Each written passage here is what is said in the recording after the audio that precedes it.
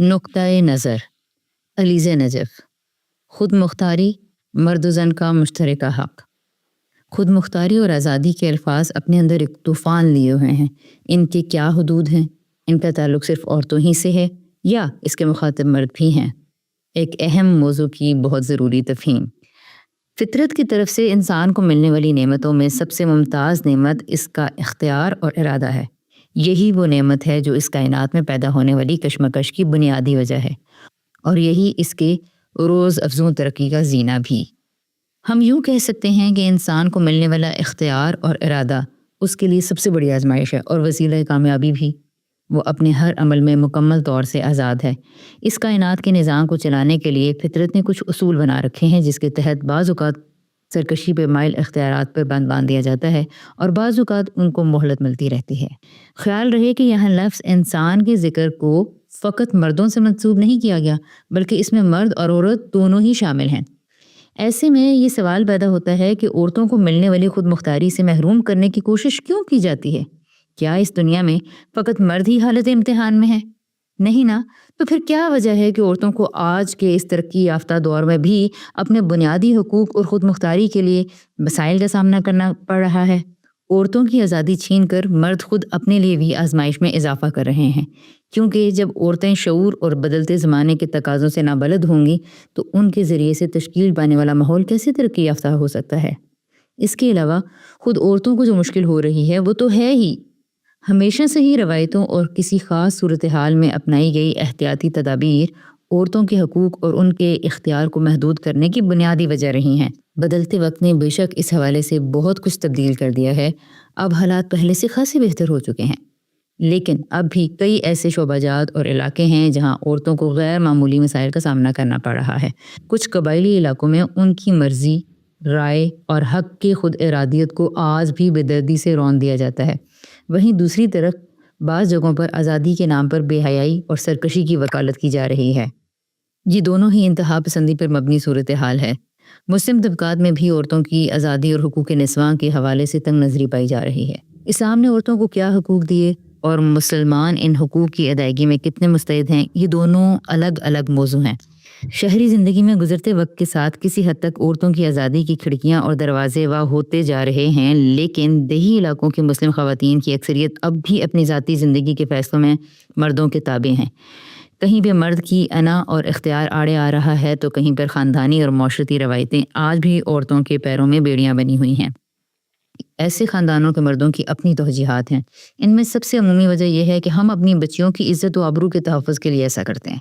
لڑکیاں جب بھی اپنے پر کھول کر پرواز کرنے کی کوشش کرتی ہیں تو انہیں یہ کہہ کر باندھ دیا جاتا ہے کہ جب شادی ہو جائے تو جو دل کرے کرتی رہنا۔ دوسری طرف جب وہ سسرال میں قدم رکھتی ہیں تو سب سے پہلے ان کے پروں کو یہ کہہ کر کاٹ دیا جاتا ہے کہ یہ تمہارے ماں باپ کا گھر نہیں جو من مرضیاں کرتی پھرو گی، یہاں تمہیں ہمارے حساب سے رہنا ہوگا۔ اب سوال یہ ہے کہ آخر کب ان کی مرضی اور اختیارات کو اس پدر سری معاشرے میں مسلمہ مقام حاصل ہوگا؟ عورتوں پر ہونے والے ظلم و ستم کی اپنی ایک طویل تاریخ ہے۔ دوسری اقوام نے وقت کے تقاضوں کو سمجھتے ہوئے اور عورتوں کو انسان ہونے کا مارجن دیتے ہوئے آزادی نسواں کے لیے عورتوں کے شانہ بشانہ کھڑے ہو کر خود بھی کوشش کرنی شروع کر دی ہے۔ بے شک کچھ واقعات اس سے مستثنیٰ ہو سکتے ہیں، لیکن ہم مجموعی طور پر ہونے والی کوششوں کو نظر انداز نہیں کر سکتے جس کے نتائج آنے والے وقت میں وقوع پذیر ہوں گے۔ دین اسلام جو کہ انسان کے حقوق کا ہمیشہ سے علمبردار رہا ہے، اب ضروری ہے کہ اسلام کا دم بھرنے والے مسلمان بھی معاشرتی تنگ نظری سے باہر نکل کر اس تبدیلی کو قبول کر لیں جو کہ واقع ہو کر رہے گی۔ ڈیجیٹل دنیا نے ایک ایسے انقلاب کی راہ ہموار کر دی ہے جس کا دائرہ گزرتے وقت کے ساتھ بڑھتا ہی جائے گا۔ عورتوں کو اب چہار دیواری میں بند کرنا انتہائی مشکل ہے، کیونکہ ایک چھوٹی سی اسکرین اسے پوری دنیا سے بآسانی متعارف کرا رہی ہے۔ اس ڈیجیٹل دنیا میں وہ سارے عوامل بھی موجود ہیں جو انقلاب یا بغاوت کو ہوا دے سکتے ہیں۔ ایسے میں اب اس کے شعوری فکر پر قدغن لگانا ایک امر محال ہوگا۔ مسلم خاندانوں میں لڑکیوں کی تعلیم کی شرح پہلے سے بہت بہتر ہوئی ہے، لیکن اعلیٰ تعلیم کے معاملے میں اب بھی بہت پیچھے ہے۔ دیہی علاقوں کے مرد یہ کہہ کر لڑکیوں کی اعلیٰ تعلیم کی مخالفت کرتے ہیں کہ ماحول بہت خراب ہو چکا ہے، اسکرین لڑکیوں کے اندر بے راہ روی کو فروغ دے رہی ہے۔ میں ان سے کہنا چاہتی ہوں کہ آج سے 20-30 سال پہلے جب اس قدر معاشرتی برائیاں نہیں تھیں، اخلاقی اقدار خاصی بہتر تھے، پھر اس وقت لڑکیوں کو کیوں نہیں پڑھایا؟ کیوں انہیں فقط گھروں تک محدود رکھا؟ یہ اندیشے حقیقتاً محض ایک راہ فرار ہیں۔ ہر دور کے اپنے چیلنجز ہوتے ہیں، ان کا سامنا کر کے آگے بڑھنا وقت کا تقاضا ہوتا ہے۔ کبوتر کی طرح آنکھیں موند کر خطرے کو جھٹلایا جا سکتا ہے، لیکن اسے ختم نہیں کیا جا سکتا۔ زمانہ اپنی رفتار کے ساتھ ہی اپنی رو میں چلتا رہے گا۔ اب یہ آپ پر منحصر ہے کہ آپ چیلنجز کا سامنا کرتے ہوئے سربلندی حاصل کرتے ہیں یا پھر بزدلوں کی طرح خود پیچھے رہتے ہیں۔ اس طرح کی کوششیں کرنے کے بعد جب احساس ہوگا کہ زمانہ آگے نکل گیا اور ہم پیچھے رہ گئے، تو احساس مظلومیت کا لبادہ اوڑھ کر دوسروں کی توجہ اور خیرات کے ساتھ جینے کے لیے واویلا کرنے سے حالات بدلتے ہیں اور نہ ہی مستقبل۔ اس وقت بات عورتوں کو اس پہلو سے بااختیار بنانے کی ہو رہی ہے جس سے وہ اپنی زندگی کو بہتر طرز پر گزار سکیں، خود نظریات و خیالات کی تشکیل کرتے ہوئے اچھے اور صحت مند ماحول و معاشرہ کی تشکیل کر سکیں۔ گھروں کے نظام میں در آنے والی انارکیت نے نسلوں کے مستقبل کو داؤ پر لگا دیا ہے۔ اس کی وجہ عورت اور مرد کے درمیان متوازن ہم آہنگی کا نہ ہونا ہے۔ ہمیں یہ تسلیم کرنے کی ضرورت ہے کہ ہمیں 20ویں صدی کی مہارتوں کو چھوڑ کر نئے لائف اسکل سیکھنے کی ضرورت ہے، جس میں مرد کو اپنی بے بنیاد انانیت اور عورت کو بے جا جذباتیت کے دائرے سے باہر نکلنا ہوگا۔ مرد اور عورت کے درمیان ذاتی خود مختاری کا واضح ہونا بھی بہت ضروری ہے۔ مشترکہ ذمہ داریوں کے حوالے سے بات چیت کر کے اصولوں کو واضح کرنا از حد ضروری ہو چکا ہے تاکہ ہمہ وقت کشمکش پیدا کرنے والی صورتحال سے بچا جا سکے۔ عورتوں کی خود مختار ہونے سے متعلق بات کرتے ہوئے یہ جان لینا ضروری ہے کہ عورتوں کی خود مختار ہونے کا مطلب کیا ہے۔ خود مختار ہونے کا مطلب یہ ہے کہ عورتوں کو بے جان اشیاء کی طرح اپنے حکموں کا پابند نہیں کیا جانا چاہیے اور نہ ہی ان سے غیر مہذب سلوک روا رکھا جانا چاہیے۔ وہ اپنی زندگی کے مقصد کے تعین میں آزادی کا استحقاق رکھتی ہیں۔ ان کے بنیادی حقوق کو سلب کر کے ان کے رد عمل پہ کسی طرح قدغن نہیں لگائی جا سکتی۔ بے شک دوسرے لفظوں میں ہم یوں کہہ سکتے ہیں کہ وہ مردوں کی طرح انسان ہونے کی حیثیت سے سارے حقوق کو اختیار رکھتی ہیں۔ بے شک دونوں کے بنیادی دائرۂ کار الگ ہو سکتے ہیں، لیکن اس سے ان کی ذاتی زندگی اور اس کے تحت فیصلے کرنے کے اختیار پہ ضرب نہیں لگائی جا سکتی۔ مثلاً ایک عورت بحیثیت ماں گھر پہ بچوں کو اچھی تربیت اور اچھا ماحول دینے کی پابند ہے، لیکن اسے محض اس وجہ سے گھر میں قید نہیں کیا جا سکتا کہ وہ ایک ماں ہے۔ وہ ایک ماں ہوتے ہوئے انسان بھی ہے۔ اس مارجن کو ہم کبھی بھی ختم نہیں کر سکتے۔ اسے بھی یہ حق حاصل ہے کہ وہ معاشی طور پر خود کو محفوظ رکھ سکے۔ اس کا طریقہ کار ہر عورت اپنے حساب سے متعین کر سکتی ہے، کیونکہ ہر کسی کی زندگی اور حالات دوسروں سے مختلف ہوتے ہیں۔ بے شک عورت پہ بھی یہ ذمہ داری عائد ہوتی ہے کہ وہ مرد کے ظلم و زیادتی سے بچنے کی کوشش کرتے کرتے خود ان پہ ظلم نہ کرنے لگ جائے۔ ان کی عزت نفس کو چیلنج کر کے اپنا حق حاصل کرنے کی بجائے مہذب طریقے سے بات چیت کر کے اس کے حصول کی راہ ہموار کرے۔ میں نے پہلے کہا تھا کہ انسان کو ملنے والی سب سے بڑی نعمت اس کا اختیار اور ارادہ ہے، جو کہ اس کی آزمائش کی وجہ بھی ہے۔ عورت کو بھی قدرت نے بحیثیت انسان کے اختیارات دیے ہوئے ہیں۔ ایسے میں اختیارات کا قطعاً مطلب نہیں کہ وہ اپنے سے جڑے رشتوں کو پامال کر کے کچھ بھی کر گزرے۔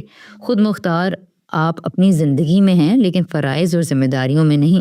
اس لیے بحیثیت ماں، بہن، بیٹی اپنے فرائض کو ادا کرنے کی ہر عورت پابند ہے۔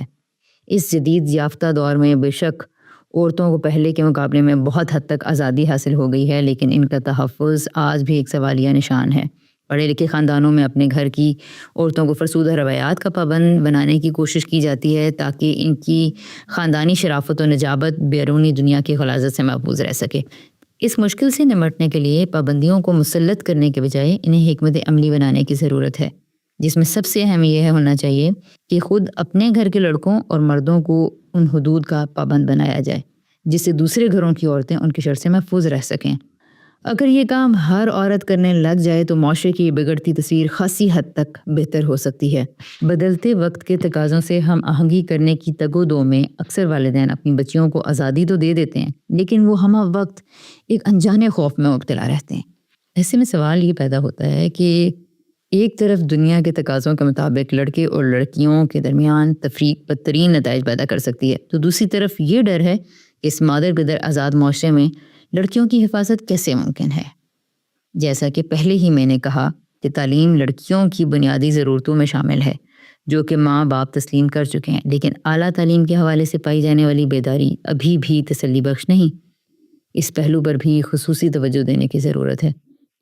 انہیں آزادی کے ساتھ زمانے کے حقائق اور مذہب کی تعلیمات سے روشناس کرانا نہ بھولیں، کیونکہ اب وہ دور نہیں رہا کہ پابندیوں کے ذریعے کسی کی سوچ اور خیالات کو ایک حد کا پابند بنایا جا سکے۔ اس لیے بہتر ہے کہ حقیقت کا سامنا کرتے ہوئے مشکلات سے بچنے کی تدابیر پیدا کی جائیں۔ لڑکیوں کو خود مختار بنانے کے لیے جس قدر اعلیٰ تعلیم ضروری ہے، اسی قدر یہ بھی ضروری ہے کہ کیریئر کا انتخاب کرتے ہوئے ان کی مرضی کا بھی دھیان رکھا جائے۔ اپنی خواہش تھوپ کر انہیں کنٹرول کرنے کی کوشش سے پرہیز کرنا چاہیے۔ اگر یہ لگتا ہے کہ وہ نادانی میں غلط فیصلہ لے رہی ہیں تو انہیں غیظ و غضب سے روکنے کے بجائے ان کو عقلی طور پر قائل کرنے کی کوشش کریں۔ انتہائی ناگزیر صورتحال ہی میں ان پر اختیارات کا استعمال کرنا چاہیے۔ یہ دور جمہوریت ہے۔ جمہوری مزاج جب تک انسانوں کے اندر نہیں پیدا ہوگا وہ معاشرے میں کبھی بھی اپنے مثبت اثر مرتب نہیں کر سکے گا۔ عورتوں کی خود مختاری کے ذریعے سے معاشرے میں کئی طرح کی تبدیلیاں لائی جا سکتی ہیں۔ مردوں کو ان کے ساتھ کام کر کے معاشرہ اور ماحول دونوں کو ہی اثر نو منظم کرنے کی ضرورت ہے۔ دنیا وسیع سے وسیع تر ہوتی جا رہی ہے، ایسے میں مرد اور عورت مل کر اس میں موجود امکانات و وسائل و مسائل کو مثبت رخ دے کر معاشرے کی تعمیر کر سکتے ہیں۔